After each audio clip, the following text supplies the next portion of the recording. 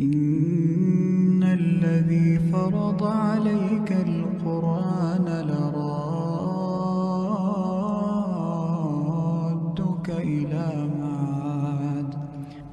قل رب أعلم من جاء بالهدى ومن هو في ضلال مبين. وما كنت ترجو أن يلقى إليك الكتاب إلا رحمة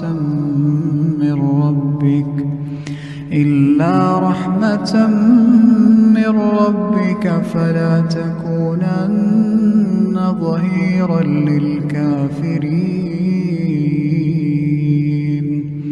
ولا يصدنك عن آيات الله بعد إذ